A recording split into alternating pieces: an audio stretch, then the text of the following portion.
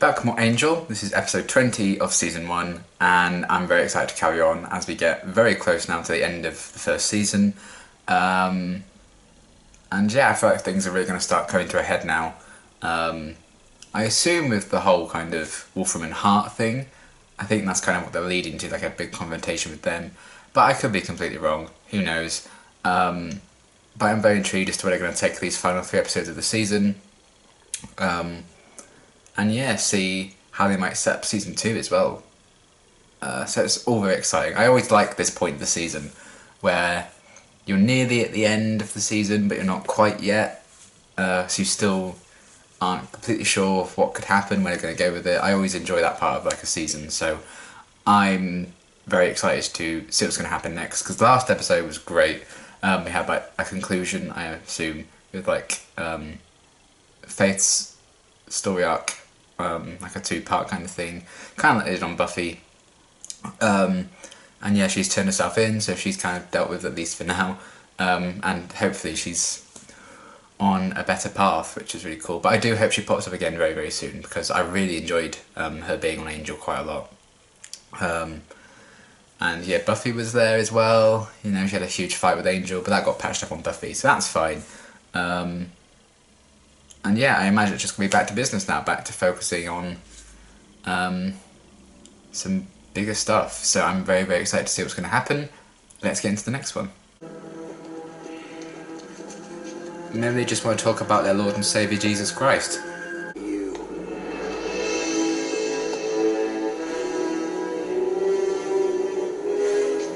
expecting somebody else? What the fuck? The Avengers? Hawkeye? Oh no, he's in episode 11. That's Deathstroke from Agents of S.H.I.E.L.D. That's cool. Oh god, please don't dance. Oh, I miss that smell. Camembert, I believe. What? I camembert it. Huh. I like Miss Chase said that you could only meet at night. Yeah, it's more convenient. And that we'd be less conspicuous during the party. I mean, I think it's good. I've always said that I would make $1 billion in the software market and learn to talk to girls. Still working on step 2. So why don't you tell us about your case? I mean, step 1 is not bad. Are you familiar with Dungeons and Dragons? Yeah, I've seen a few. You mean the Oh. Some of us got really into it, especially the demon romance part, and then we heard about this place where the guys were joking about getting some tail. You went to Madame Dorian's. Just once. It's a demon brothel. Or twice. In How do Milan. you know about it, Wesley? Watch us come. I like that there's like a club. Do they have t-shirts? Nice.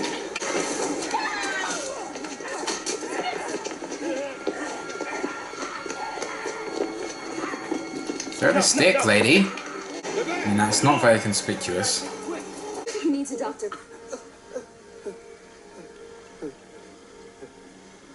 Not anymore. Wow, you know it's savage, because I was about to say that. No. I mean, that's quite a niche interest, I would say. No hands.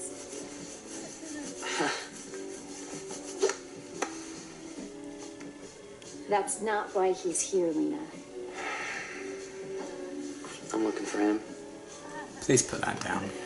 Let's begin a whole new connotation to D&D, I guess. What happened to Bobby? No. Don't talk about that. That's done. We're dying here, Gunn. Everybody dies.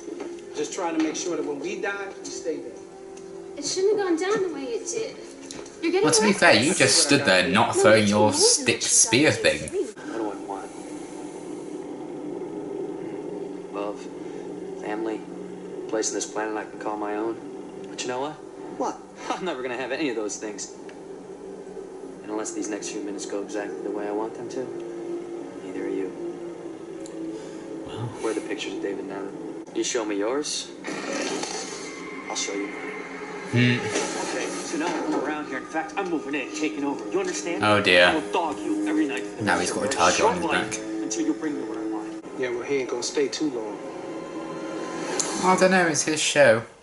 We talked. We had some good times. It meant a lot to me. Ah. Mama. Good Lord. I like David. It's such a strong, masculine name. It just feels boy. good in your mouth. Well, Uh, David, you won't be disappointed. We'll earn every cent of your generous confidence in our firm. Bye. Fine. Feels good in your mouth. I was mustard. oh! Singing in the rain. Oh, shit. Nearly. Zigzag! Didn't do a recon.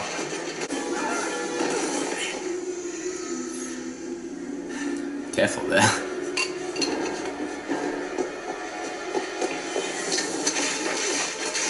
Shit! What is this, Skyrim?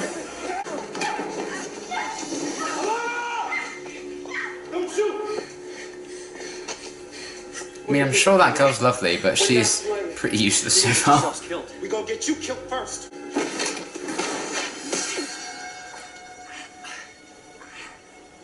Damn. If you ever show your face down here again, don't count on any long goodbyes. I mean, you just tried to kill him and failed, so... Oh my. It's upside down. Certainly not something you want to have framed. How's it feel? I can't possibly imagine. I'm talking to Angel. You look... Like I've been beaten and stabbed. Want to see the check again? I want to find those kids. I don't think any of them have homes. Can I just see that check again? Street trash. For 70 years, we ruled this neighborhood. It was our neighborhood. It's the Thank you, decent exposition people that man. did. It's this street trash. And afraid to go for the heart. Well... that was rude. And now that's what we're gonna do. Take the heart, and the rest will fall. You just gave a speech about them all sticking together, then fucking murdered one of them.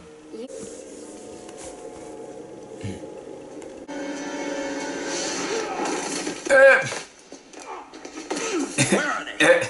We're gonna have a home cooked meal tonight. What? Get everybody out. What is it? Just do it, go! All right, come on, everybody, come on! Get up, get up! What's going on, man? Damn. Get everybody out. Has he got spider sense or what? Oh dear. Again, really proving herself, this one. Ooh.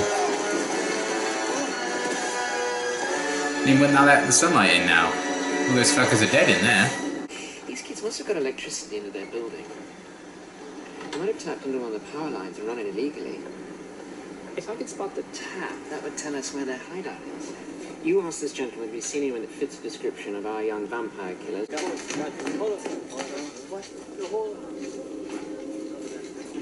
I suck, okay? Yeah. Unless, of course, death is what you're after. Then you're on your own. I'm always on my own. It doesn't have to be that way. Why can't we do this You're together? literally surrounded by a group of people. Oh my god. You figure it out. Fine, all die then, idiots.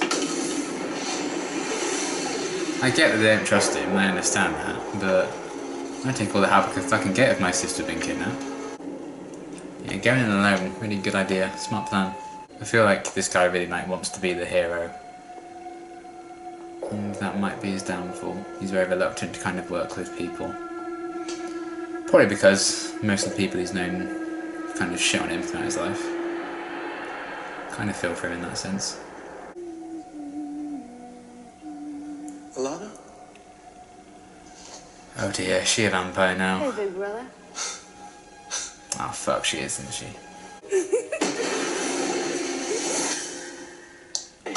Well, sibling fights and all that, you know. I was never gonna let anything happen to you. I was supposed to Surprise. protect you. You were my sister. Gonna open that? Yeah. I had a feeling they'd They let locked him you in, out. huh? No, I just love old meat lockers. You should have tried to call us on your cell phone. But Look, I'm the boss here. I say when we use the cell phones, and people are gonna die, and I have to go. mm, I wanted to be like you so bad, so I went up. we'll be And do. the floor gave out. I would have broken my neck, but you've been watching me the Surprised whole time. you were a bit useless again. Say goodbye to everything you ever knew. Say goodbye. You gonna stab her? Yeah. Together forever. LA's my territory. You want to stay out of it for the rest of your eternal lives. These kids, my town, off limits from now on. Who the hell are you? You know who you're talking to here, fool? Name's Angel. Yeah, generic villain. I wasn't actually talking to you. So, do we have a truce? Or do you want to die? Shit. Truce. Like how he said I'm jealous as Not well. without them taking a couple of you. You came all this way, you're not gonna kill any vamps. Gun, is that his name? I already did. I asked for a coffee. I know it must be in here someplace. Yes, it does. Why would you do that? And I think, prospectively speaking, I might want to prostitute myself to billionaire David Nabbit. Cordelia. I'm fine here. Poor, alone. Big mood. But I don't need no guardian angel, and I don't need no talking to. Ah, I killed her. You didn't. Fair enough. you saved her technically. Oh, I know how he found out about it all. I'll be around. I don't need no help. I might. I actually quite enjoyed this episode. I think it was pretty solid. Absolute favourite of the season? No. But I think I also need to take into consideration that this came after, like, 2 of the best episodes of the show so far. So that's never going to help it, I think. But I think it was still a very solid episode, and I did really enjoy it. The whole idea of, like, people playing Dungeons and Dragons and then, like, the demon love getting too far, and ending up going to basically, like, a demon strip club. Interesting idea, I suppose. I don't think that whole story had, like, a huge bearing on the episode overall in the end. But, you know, it kind of was needed to get Angel in, you know, that kind of rogue hunter group into their line of sight, basically. So it made sense in, you know, that sense. And it did provide some funny kind of Cordelia lines, as always, and some good moments between Wesley and Cordelia. So yeah, that whole kind of demon club thing, interesting kind of idea, and you know, the designs of some of the demons, like Lena and stuff, they looked kind of interesting. So yeah, that was an inventive kind of prospect to explore with the Dungeons and Dragons thing, and that line where the billionaire was like, "Have you heard of Dungeons and Dragons?" And Angel was like, "Yeah, 1 or 2 or something like that." That was really funny. I did enjoy that, so that was great. And then, well, the vampire nest and generic vampire leader number 27.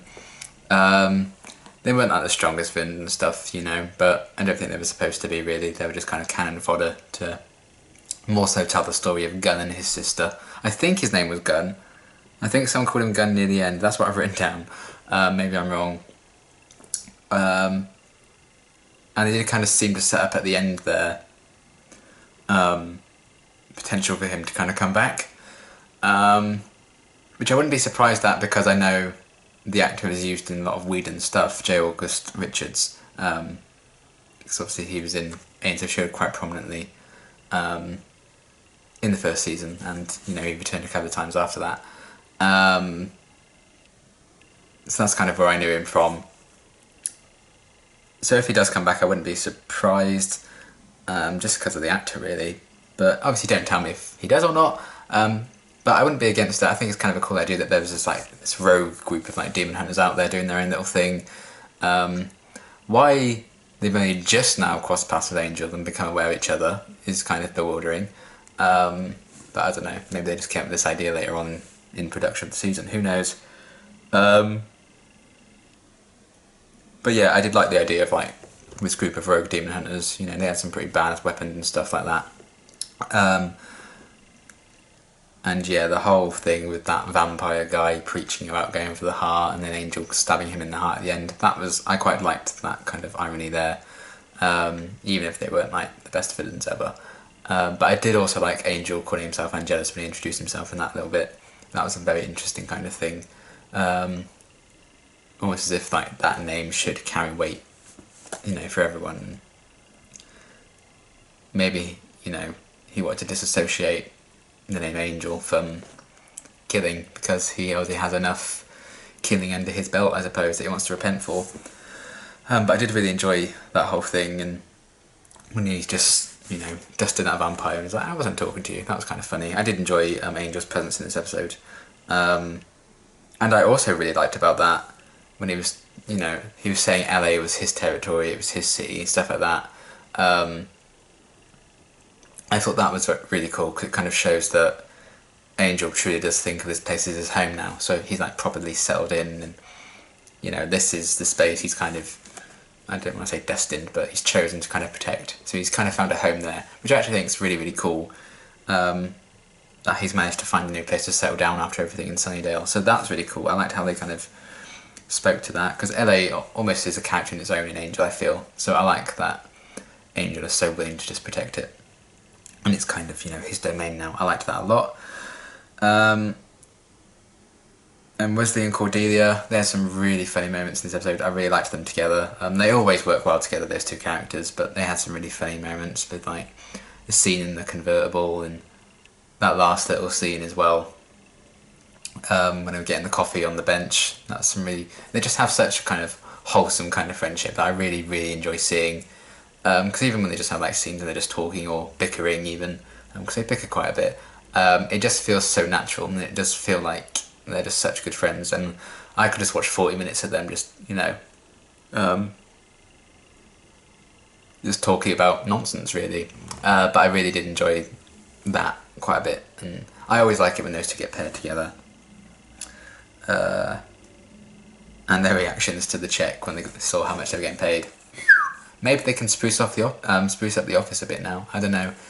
We didn't see exactly how much it was, but maybe that can keep them going for another couple of seasons without having to get paid. Who knows? But I did enjoy Wesley and Cordelia quite a lot in this episode as a more comedic, light-hearted duo. Because really thinking about it, the whole thing with Gunn and his sisters is quite dark and sad really. So I like that we kind of had some light-heartedness with Wesley and Cordelia. Even when they let Angel out of the room he was trapped in, that was really funny. So yeah, I liked Gunn overall. He came across as a bit heartless at first when that guy dying, and he was like, everyone dies. Why did you bring him all the way back to that place just for him to die anyway then, if you don't care? That seemed a bit weird. But obviously he's I think he's very cold and beaten down by life, so you can kind of understand that. And the only thing he had really was his sister. And I think it's just easier for him to not get close to people in case they burn him, because I felt like he's been burned in the past, and that's why he was like, oh, I'm always on my own, when he was literally surrounded by loads of people. And the one person he really was close to died. Whoops. Yeah, the whole thing with him and his sister, it's sad, on paper. For me, I wasn't really feeling it. I just didn't really connect with the sister as a character. I don't know if that's just me. Some one episode characters I've actually, felt quite a strong connection to. But here, I don't know what it was about her. I think it was just, maybe I was being overly harsh on her this episode, but she just seemed pretty useless. In that whole fight scene, she was just there with her spear and even when the vampire was right there, she still just went, leave him alone, stab him. So Yeah, and then she got kidnapped and everything. So maybe I've just been overly harsh on her as a character, but I just didn't really feel a connection there. But I felt bad, you know, for Gunn like losing his sister and stuff. I liked that he was kind of the one to kind of say goodbye to her by killing her. I liked that little exchange, like say goodbye to everything you knew or whatever that was. I thought that was really cool. But yeah, I just wasn't like that invested in the sister, so I didn't really, that story didn't have the biggest impact on me personally.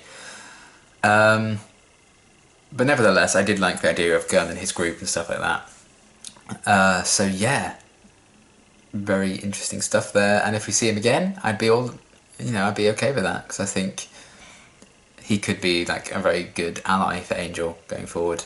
Because obviously he's just lost Kate, really. You know, I feel like there's no really going back for those two and their relationship, you know, following the death of her father. So I feel like maybe we have like a new ally in Gunn, since I think Kate may be against us from now on, which is sad.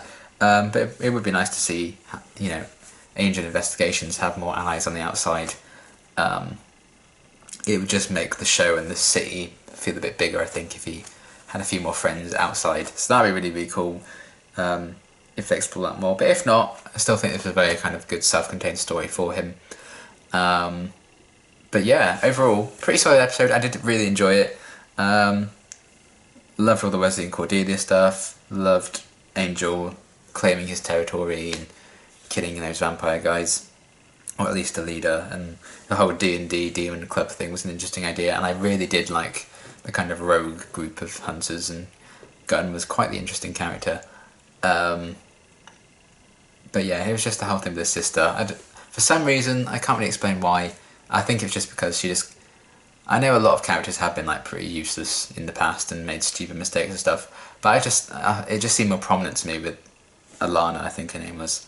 So I just felt a bit of a, you know, I don't really care about you, so sorry. Maybe I'm just horrible. I'm a horrible person. But that was the only thing for me that I was like, not really feeling. That, and I think, you know, the generic vampire villains were something and nothing, but I don't think they really needed to be the best ever, because that wasn't the focus of the episode. But still, fairly enjoyable overall, and I'm looking forward to seeing what they're going to do with the final 2 episodes of the season. So yeah, solid episode, and until my next reaction, thanks for watching.